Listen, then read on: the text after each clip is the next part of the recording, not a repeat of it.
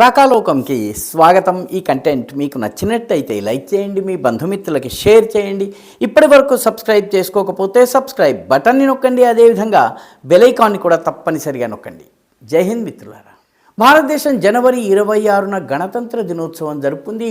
పాకిస్తాన్కి ఈ ఒక్కరోజునే 3 షాకులు తగిలినాయి. 3 భారీ షాకులు తగిలినాయి.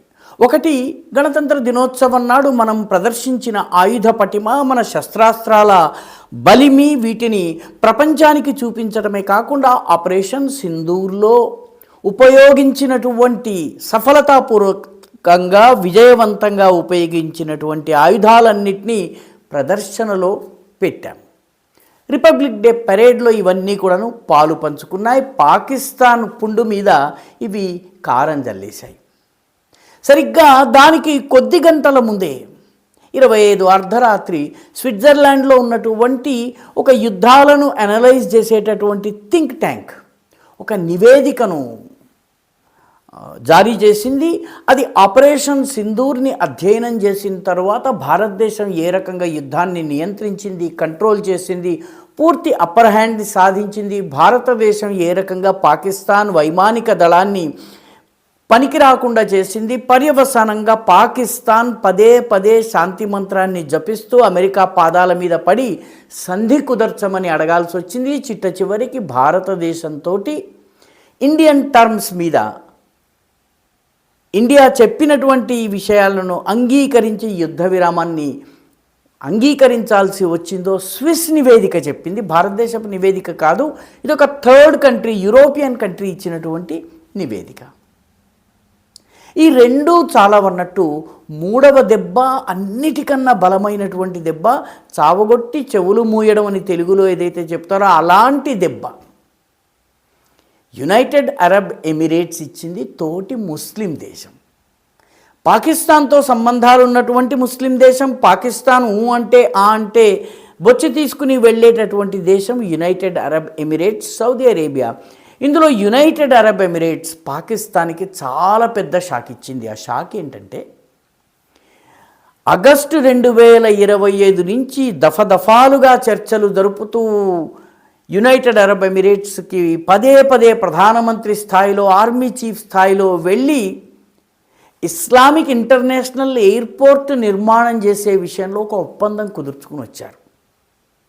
మొత్తం ఎయిర్పోర్ట్ నిర్మాణం చేసేటటువంటి బాధ్యతను యుఏఈ తీసుకునేటట్టు, పెట్టుబడులు పెట్టేటట్టు, ఒక పాకిస్తానీ పార్ట్నర్ కూడా అందులో ఆటలో అరటిపండులా ఉండేందుకు, మొత్తం పనంతా యుఏఈ చేసేందుకు విమానాశ్రయాన్ని, అంతర్జాతీయ విమానాశ్రయాన్ని, ఇస్లామిక్ విమానాశ్రయాన్ని, విమానాలకు ఇస్లాంకి సంబంధం ఏమిటో పాకిస్తాన్కి తెలియాలి. కానీ ఈ ఇంటర్నేషనల్ ఎయిర్పోర్ట్ పేరు ఇస్లామిక్ ఇంటర్నేషనల్ ఎయిర్పోర్ట్. అందులో ఇస్లామేతరులు దిగొచ్చా దిగకూడదా, ఎక్కొచ్చా ఎక్కకూడదా, ఇవన్నీ పాకిస్తాన్ జవాబు చెప్పే స్థాయిలో లేదు. ఎవరు దీనారు వేసినా, ఎవరు డాలర్ వేసినా దానిని నేలతో నాలుకతో తీసుకోవడానికి ఈరోజు పాకిస్తాన్ సిద్ధంగా ఉంది. అంత పేద దేశం అది. ఈ ఇస్లామిక్ ఇంటర్నేషనల్ ఎయిర్పోర్టు మేము ఈ ప్రాజెక్ట్ నుంచి ఉపసంహరించుకుంటున్నామని సౌదీ అరేబియా సరిగ్గా జనవరి 26కి కొద్ది గంటలు అటు ఇటుగా ప్రకటించేసింది. సౌదీ అరేబియా చెప్తోంది, దీనికి భారతదేశానికి ఇటీవల మేము చేసినటువంటి భారతదేశంతో కుదుర్చుకున్న ఒప్పందానికి సంబంధం లేదు అని చెప్తోంది.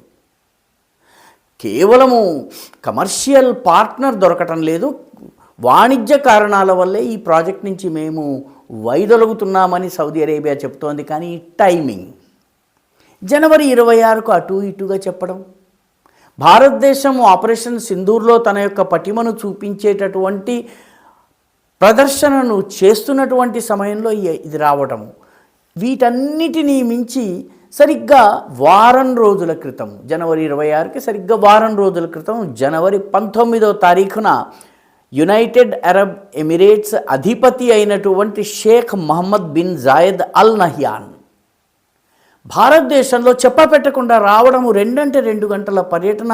ఆ 2 గంటల పర్యటనలో మోదీతో 45 నిమిషాల చర్చ, అందులో కొంచెం సేపు ఏకాంత చర్చ.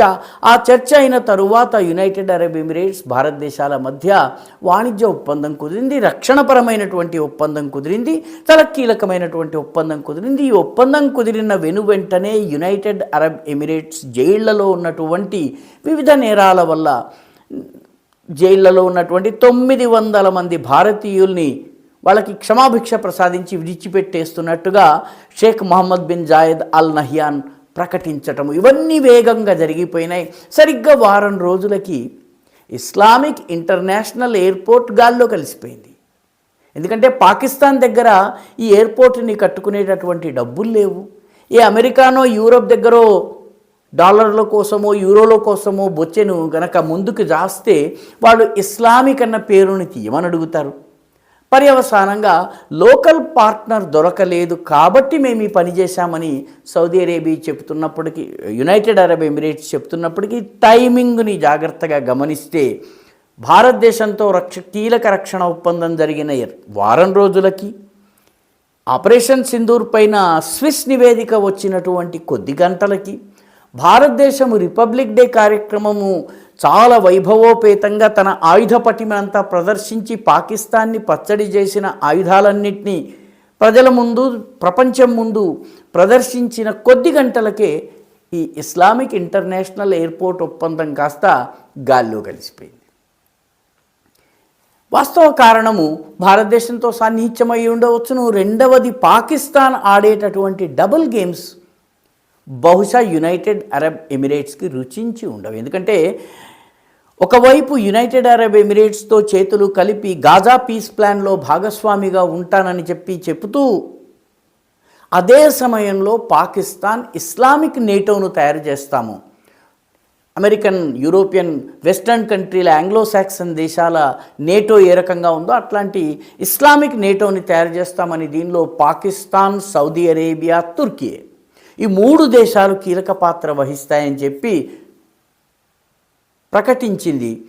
ఇందులో సౌదీ అరేబియా, తుర్కీ ఈ 2 కూడాను యునైటెడ్ అరబ్ ఎమిరేట్స్కి నచ్చలేదు. ఎందుకంటే ప్రస్తుతం యెమెన్ విషయంలో అభిప్రాయ భేదాలు ఉన్నాయి.